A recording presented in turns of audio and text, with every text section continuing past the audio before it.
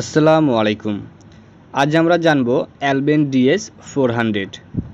এই অ্যালবেন্ডিএজের কাজ কী এবং এটি কিভাবে ব্যবহার করতে হয় এবং এটি ব্যবহারের ফলে পার্শ্ব প্রতিক্রিয়া কী সে সম্পর্কে আজকে আমরা জানব। তবে আপনারা যারা আমার চ্যানেলে নতুন তারা অবশ্যই আমার এই চ্যানেলটি সাবস্ক্রাইব করে নেবেন। অ্যালবেন্ডিএস 400 এটি একটি এসকেপ ফার্মাসিউটিক্যাল এর মেডিসিন। অ্যালবেন্ডাজল 400 mg এটি একটি কৃমিনাশক ওষুধ। এবার আমরা জানব অ্যালবেন্ডিএস কী কাজে ব্যবহার হয়।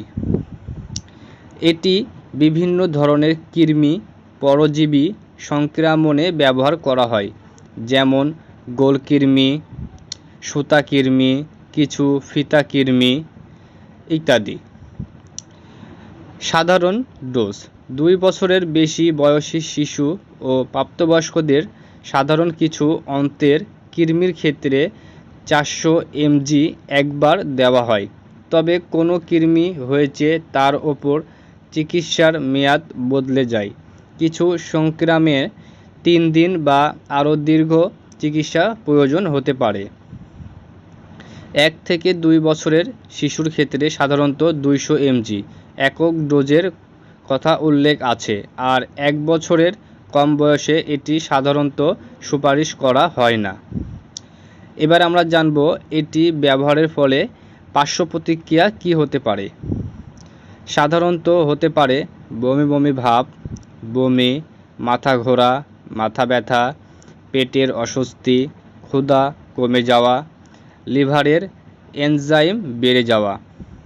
দীর্ঘদিন বা বেশি মাত্রায় ব্যবহারের ক্ষেত্রে রক্তের পরীক্ষা ও লিভার ফাঙ্গাস পরীক্ষা প্রয়োজন হতে পারে।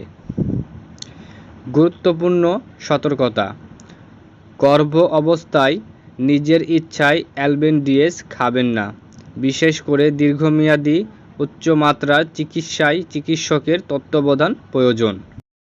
এবার আমরা জানব এটার সাধারণ ডোজ।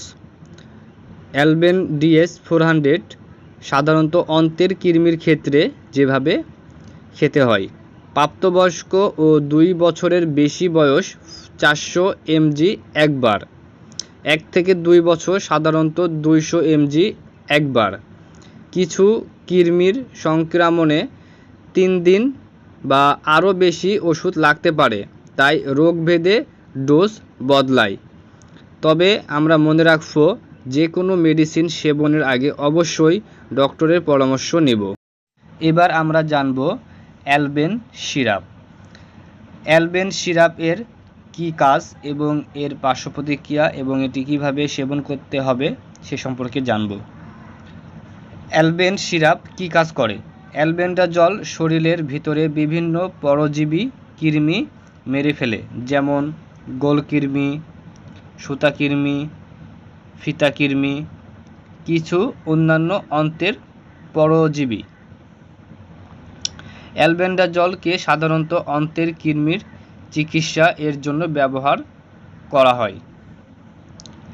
এটি কিভাবে খেতে হয়?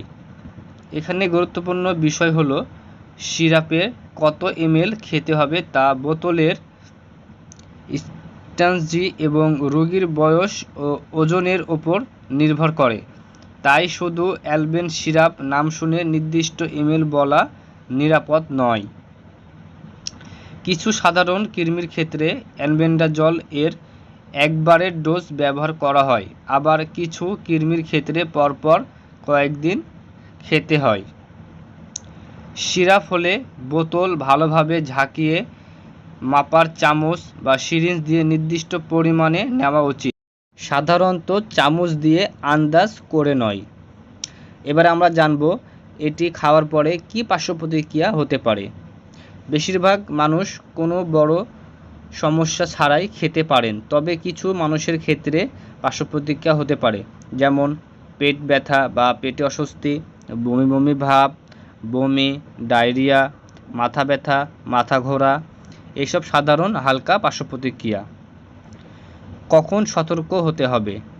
খাওয়ার পর শরীরে চাকা বা ফুসকুড়ি, প্রচণ্ড অ্যালার্জি, অস্বাভাবিক দুর্বলতা, জ্বর, অস্বাভাবিক রক্ত পড়া হলে চিকিৎসকের সঙ্গে যোগাযোগ করা উচিত।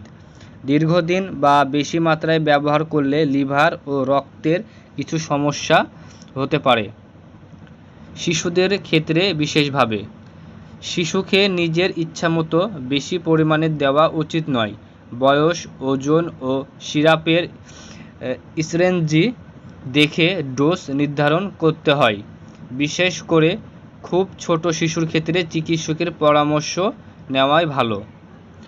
গর্ভবতী অবস্থায় গর্ভবতী হলে বা গর্ভধারণের সম্ভাবনা থাকলে নিজে থেকে অ্যালবেন্ডাজল খাওয়া উচিত নয়, চিকিৎসকের পরামর্শ প্রয়োজন।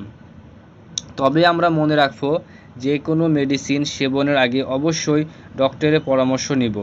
আমাদের এই ভিডিওটি যদি আপনার ভালো লাগে তাহলে অবশ্যই লাইক, কমেন্ট এবং শেয়ার করবেন।